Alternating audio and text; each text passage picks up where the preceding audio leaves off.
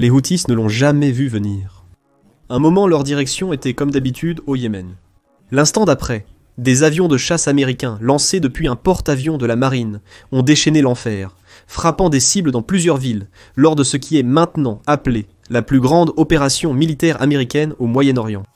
Sous la présidence de Trump, plus de 30 personnes ont été tuées, plus d'une centaine blessées. Le véritable choc, c'est que ce n'était que le début. Il ne s'agit pas seulement d'une frappe unique, mais d'envoyer un message aux Houthis et à l'Iran. Le véritable pouvoir derrière les coulisses. Alors pourquoi les États-Unis ont-ils frappé les Houthis maintenant? Quel est le lien avec la guerre entre Israël et le Hamas? Et est-ce le début de quelque chose de beaucoup plus grand? Analysons la situation en débutant par l'attaque ordonnée par Trump au Yémen. Malheureusement, nous n'avons pas beaucoup de détails à exploiter, car les forces américaines et israéliennes sont compréhensiblement discrètes sur l'équipement exact ou les forces qu'elles utilisent lors de n'importe quelle opération. Les attaques ont ciblé des complexes militaires essentiels dans les zones contrôlées par les Houthis au Yémen, notamment à Sanaa et Taïz, où selon des témoins, les frappes ont touché plusieurs bâtiments, causant d'importants dégâts. Une autre frappe a été signalée à Dayan, Sada, un lieu de rencontre fréquent pour le leader Houthi Abdul Malik al-Houthi, et des dignitaires étrangers en visite, tels que ceux d'Iran ou d'autres mandataires soutenus par l'Iran. Des rapports suggèrent que l'attaque était la plus grande opération militaire américaine au Moyen-Orient depuis la prise de fonction de Trump en janvier, bien que son ampleur n'ait pas été entièrement révélée. Le mouvement annoncé par Trump lui-même est un message clair à l'organisation pour qu'elle cesse ses activités hostiles envers Israël et la mer Rouge. Le message exact de Trump sur sa plateforme Truth Social déclare « À tous les terroristes Houthis, votre temps est écoulé et vos attaques doivent cesser à partir d'aujourd'hui. Si vous ne le faites pas, l'enfer se déchaînera sur vous comme vous n'avez jamais vu auparavant. » Le message a une fois de plus mis en évidence l'utilisation fréquente des médias sociaux par Trump pour mener la diplomatie internationale ou faire des demandes à d'autres nations et États. Cependant, comme les Houthis sont classés comme une organisation terroriste, cela pourrait avoir moins d'importance. Ce que nous savons de l'attaque, c'est que la série de frappes a été menée par des avions de chasse déployés depuis le porte-avions américain stationné dans la mer Rouge. United States Ship Harry S. Le porte-avions United States Ship Harry S. Truman, auparavant utilisé pour des opérations similaires contre des mandataires iraniens, était le navire concerné. Cet avion est l'un des navires préférés de la marine américaine pour les opérations militaires au Moyen-Orient. Alors découvrons-en un peu plus à ce sujet. Mise en service, le 25 juillet 1998, le United States Ship Harry S. Truman est devenu essentiel à la projection de la puissance navale américaine, capable de se déployer partout dans le monde. En particulier, le porte-avions a souvent été stationné dans ou autour de la mer Rouge, patrouillant les eaux côtières entourant la péninsule arabique. Le Truman transporte généralement 60 à 90 aéronefs, dont des F-A-18 Hornet Super Hornets, E-A-18 J Growler, E-2 Hawkeyes et divers hélicoptères. Cette gamme d'aéronefs lui confère une incroyable variété opérationnelle et fonctionnalité, lui permettant de mener des missions loin dans la péninsule sans représailles. La gamme de jets de combat et de supériorité aérienne sur le porte-avions, combinée aux capacités de renseignement américaines, permet à la marine américaine d'exercer une supériorité aérienne quasi totale dans la plupart des pays, sauf peut-être l'Iran, qui possède son propre stock d'équipements anti-aériens russes.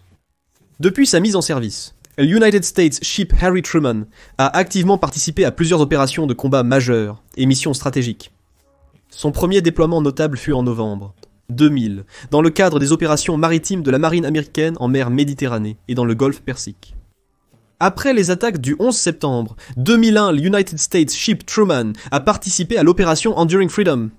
Le porte-avions a soutenu des campagnes aériennes intensives contre les cibles talibanes et d'Al-Qaïda en Afghanistan, lançant des milliers de sorties de combat et projetant et démontrant la force militaire américaine lors d'une phase critique du conflit. En 2003, le Truman a de nouveau joué un rôle crucial dans l'opération Liberté irakienne, devenant une plateforme clé pour lancer des frappes aériennes contre les cibles militaires et d'infrastructures irakiennes. Opérant principalement depuis la Méditerranée orientale, la flotte du Truman a mené de nombreuses sorties, contribuant de manière significative aux premières étapes de l'invasion et aux missions de stabilisation subséquentes. Sa présence a souligné la portée navale de l'Amérique et a servi de hub logistique essentiel pour les opérations tout au long de la campagne. Pour toutes les parties impliquées dans l'opération, qui étaient décomposées de divers alliés de l'OTAN.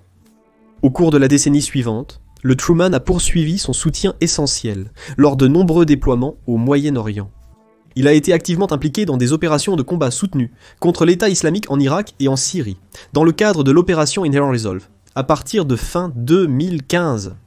Ces avions, opérant surtout dans le Golfe Persique et la Méditerranée, ont frappé les positions de l'État islamique en Irak et en Irak et en Syrie, appuyant les forces terrestres de la coalition et impactant significativement l'infrastructure et la logistique terroriste.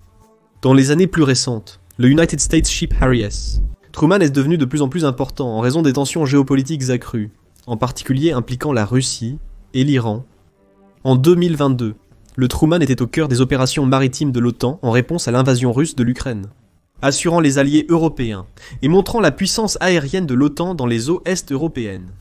Puis, en 2023, lorsque le conflit entre Israël et le Hamas a commencé et a pris de l'ampleur, le porte-avions a de nouveau été appelé pour projeter de la puissance au Moyen-Orient. Le porte-avions a été déployé en mer Méditerranée puis a traversé la mer Rouge en 2024. Ce navire est l'un des atouts les plus essentiels de la marine américaine dans la région actuellement, fournissant un soutien naval et aérien vital à Israël. L'un des plus grands bénéficiaires de l'aide et des dons américains au cours des 50 dernières années, et le United States Ship Harry S. Truman n'est que l'un des 11 porte-avions que l'United States Navy exploite actuellement. Cela signifie que les États-Unis pourraient théoriquement monter une attaque plusieurs fois plus nombreuse et puissante en utilisant uniquement des porte-avions et les flottes de jets qui y sont stationnés. C'est un précédent dangereux pour les Houthis à affronter, surtout compte tenu de ce qu'ils ont à perdre. Mais qui sont les Houthis et pourquoi sont-ils visés par ces attaques? Le mouvement Houthi, officiellement nommé Ansar Allah, a d'abord concentré son conflit sur la guerre civile prolongée au Yémen, pour renverser le gouvernement local et installer ses propres personnes à la tête du pays. Historiquement, leur animosité envers Israël était principalement rhétorique, fortement influencée par leurs liens idéologiques avec l'Iran et le Hezbollah. Ces deux entités, en particulier l'Iran, étaient des ennemis de longue date d'Israël, qui étaient techniquement toujours en état de conflit froid avec ce dernier, depuis l'indépendance du pays au milieu du XXe siècle. Néanmoins, l'escalade dramatique du conflit Israël-Hamas, débuté en octobre 2023, a entraîné un changement notable. Les Houthis se sont ouvertement déclarés partisans actifs du Hamas et de la cause palestinienne. Cela a marqué une transition de l'opposition idéologique à un engagement militaire direct, bien que limité, contre Israël. Jusqu'à ce point, les Houthis étaient soutenus économiquement et militairement par l'Iran, mais l'ampleur de ce soutien n'était pas suffisante pour que le mouvement prenne le contrôle de tout le pays du Yémen. Les Houthis contrôlaient plutôt entre 70 et 80% du territoire du Yémen, y compris sa capitale. Cependant, l'engagement ouvert du mouvement dans le conflit a poussé l'Iran à lui fournir davantage d'armes, ce qui a eu un double effet sur le mouvement. L'escalade initiale du conflit a mobilisé de nombreuses factions islamiques autour d'Israël. C'était l'Iran fournissant des armes vitales qui a vraiment permis aux Houthis de devenir une partie semi-active du conflit lui-même. Dès la fin octobre 2023, les Houthis ont lancé des drones à longue portée et des missiles balistiques depuis le Yémen, ciblant Israël pour la première fois dans une action militaire directe contre l'État hébreu.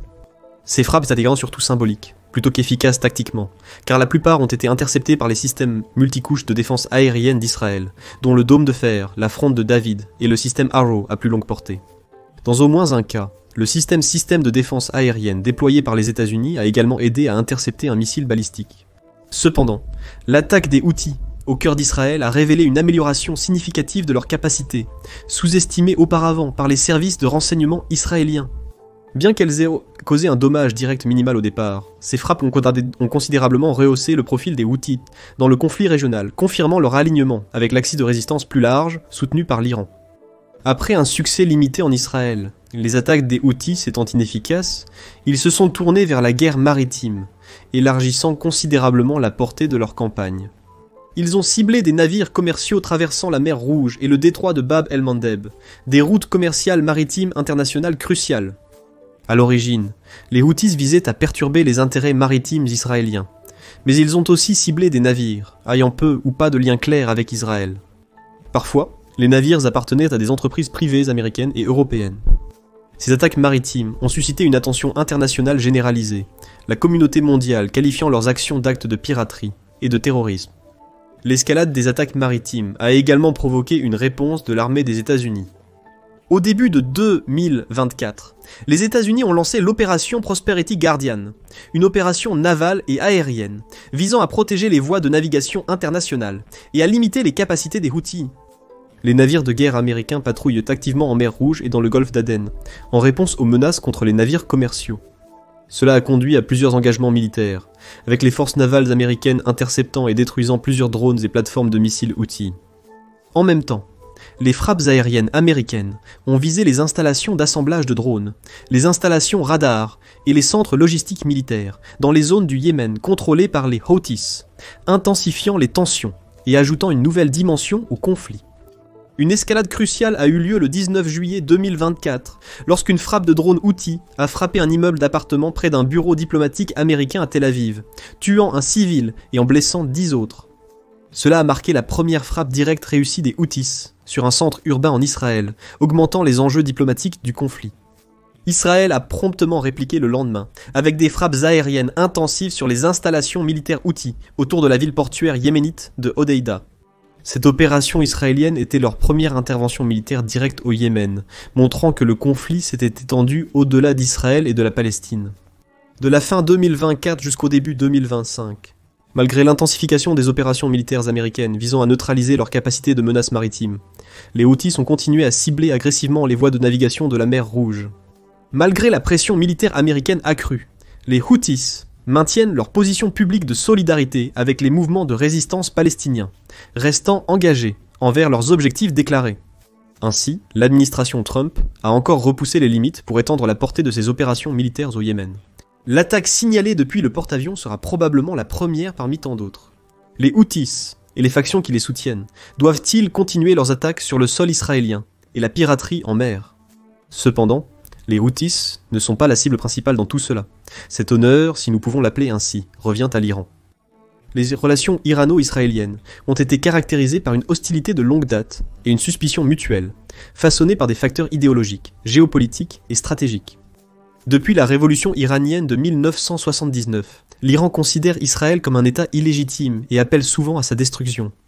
En même temps, Israël perçoit l'Iran comme sa principale menace existentielle, en particulier en raison du soutien de Téhéran aux groupes de milices anti-israéliens dans toute la région. Cet antagonisme mutuel s'est manifesté par des décennies de conflits par procuration, d'opérations d'espionnage, d'attaques cybernétiques et de frappes militaires contre les actifs et alliés de chacun. Avec l'éclatement du conflit entre Israël et le Hamas, ces relations ne se sont qu'aggravées. Un aspect crucial de la stratégie régionale de l'Iran a été son soutien étendu aux groupes militants qui entourent et menacent Israël. Notamment, l'Iran a activement soutenu le Hezbollah au Liban, le Hamas et le djihad islamique palestinien à Gaza, divers groupes de milices chiites en Syrie et en Irak, et les Houthis au Yémen. Ces groupes fournissent à l'Iran un levier stratégique, étendant efficacement l'influence de Téhéran aux frontières d'Israël et compliquant considérablement les considérations de sécurité nationale israélienne. Cette stratégie d'axe de résistance, dirigée principalement par le corps des gardiens de la révolution islamique d'Iran, vise à exercer une pression indirecte sur Israël par le biais d'une guerre asymétrique soutenue. Israël ne peut que se défendre face aux attaques incessantes, la plupart des mandataires agissant via des missiles longue portée et drones iraniens, en restant loin du conflit.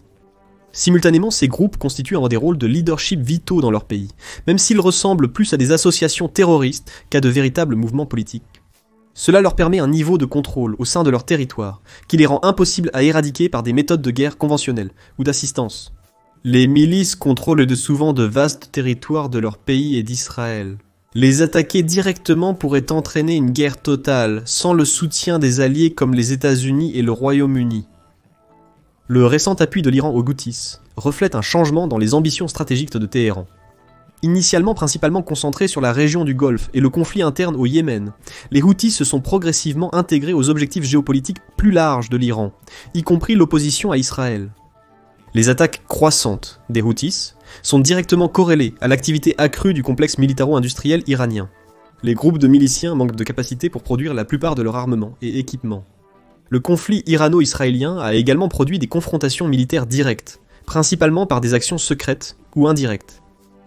Israël a effectué des frappes aériennes à plusieurs reprises contre des installations militaires, des dépôts de missiles et des infrastructures iraniennes soutenant des milices en Syrie et au Liban. Ces frappes cherchent à réduire la capacité de l'Iran à fournir à ses mandataires des armes de précision menaçant directement les villes israéliennes.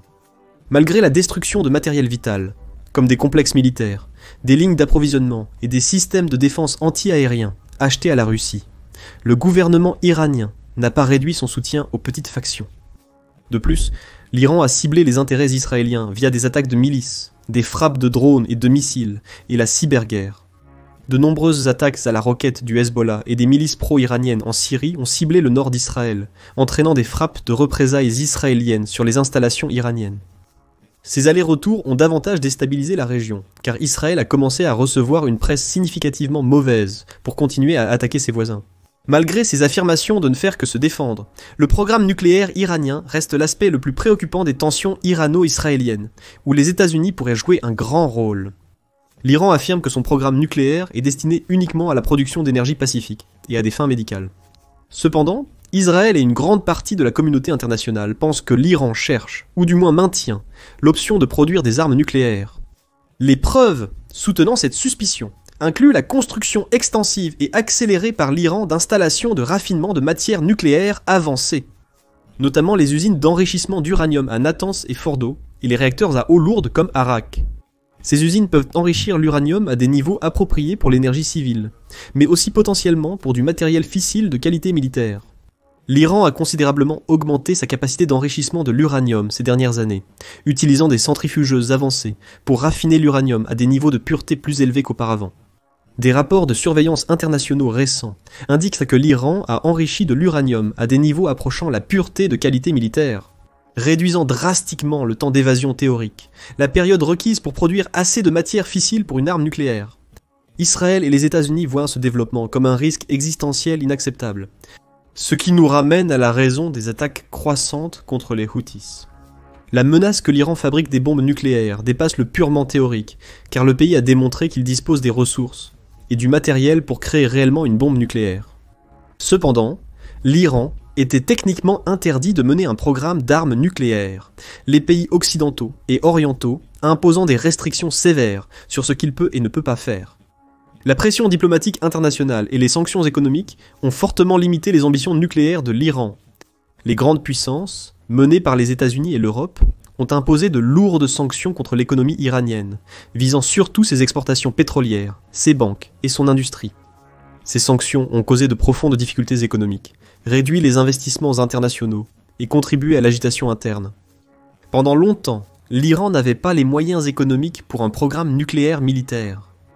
Deuxièmement, le plan d'action globale commune de 2015, un accord signé entre l'Iran et le P5, les États-Unis, le Royaume-Uni, la France, la Chine, la Russie et l'Allemagne, ont imposé des limitations strictes et une surveillance approfondie du programme nucléaire iranien. L'accord original a mis le programme nucléaire iranien sous un contrôle international strict, limitant temporairement sa capacité et sa volonté de militarisation ouverte. La crainte de provoquer des conséquences internationales plus graves ou une action militaire a découragé la production déclarée d'armes nucléaires. Les États-Unis se sont toutefois retirés de cet accord en 2018. Et il n'est pas clair à quel point les autres membres de l'accord ont le contrôle et la connaissance de la production et du raffinement de matières fissiles par l'Iran. Troisièmement, la menace d'une intervention militaire directe a grandement influencé la décision iranienne. Israël a déclaré à plusieurs reprises qu'il mènerait des frappes militaires préventives contre les installations nucléaires iraniennes si Téhéran tentait de développer ouvertement des armes nucléaires. De même, les administrations américaines successives ont maintenu les options militaires. Cette menace crédible de représailles militaires, qui s'est encore une fois avérée dans le conflit en cours entre Israël et le Hamas, où Israël a spécifiquement ciblé des installations iraniennes vitales, signifie que l'Iran aurait très peu de temps pour créer une bombe nucléaire en secret avant qu'Israël ne déclare une guerre ouverte et n'utilise de son équipement conventionnel plus avancé. Quatrièmement, les considérations politiques et idéologiques internes au sein de la structure de direction de l'Iran ont également affecté les ambitions de l'Iran. L'ayatollah Ali Khamenei, le guide suprême, a émis une fatwa déclarant les armes nucléaires interdites par la loi islamique, créant une barrière idéologique à leur développement. Bien qu'il existe un scepticisme international quant à la sincérité et à la permanence de cette déclaration, l'Iran a fait référence à plusieurs reprises à ce décret dans ses communications diplomatiques pour affirmer ses intentions de non-armement. Cependant, Vu l'état des efforts de construction de l'Iran, et ses tentatives répétées de saper Israël par des actions clandestines et des attaques à longue portée ouverte, n'est-il pas hors de question que le pays ait déjà secrètement changé de cap et mis en place un programme d'armes nucléaires ? Selon une revue du bulletin des scientifiques atomiques, il est quasiment impossible de prédire quand l'Iran pourrait disposer d'une arme nucléaire opérationnelle. Ce que l'on sait, c'est que les usines de raffinement de matières nucléaires les plus avancées du pays peuvent théoriquement produire du matériau fissile digne d'une bombe, mais pas en quantité suffisante. Le bulletin a indiqué que le programme nucléaire iranien ressemble à celui de la Chine à ses débuts. Mais l'Iran aurait probablement une avance significative grâce à sa technologie plus avancée ou à ses connaissances du programme chinois. Après tout, la Chine a construit ses bombes à la fin des années 60. Le bulletin signale que l'Iran pourrait créer un dispositif nucléaire en quelques semaines seulement, une fois qu'il a extrait et raffiné suffisamment de matière pour cela. Cependant, cela laisse encore sa publicité comme une préoccupation principale. L'Iran devrait effectuer des tests d'armes nucléaires pour s'assurer que son nouvel armement est efficace. Ces tests ne peuvent pas être déguisés en autre chose ou cachés à l'intelligence américaine, car les tests nécessitent une petite détonation de matière fissile, qui laisse des preuves dans les conditions atmosphériques et les marqueurs géologiques que les États-Unis peuvent suivre. L'escalade des attaques de Trump contre les Houthis est un message direct à l'Iran que le pays ne serait jamais en sécurité s'il possédait des armes nucléaires. En cas de menace nucléaire avérée, la marine américaine déploierait probablement une force massive pour neutraliser l'Iran, en commençant par renverser son gouvernement actuel. Cela pourrait entraîner une situation similaire à la guerre contre le terrorisme au début des années 2000. Ce qui n'est pas de bon augure pour la géopolitique internationale ou les relations entre les différents pays du Moyen-Orient. Que pensez-vous ? L'Iran renoncera-t-il à attaquer Israël ? Ou les États-Unis poursuivront-ils leur assaut ? Merci de regarder et laissez vos commentaires ci-dessous.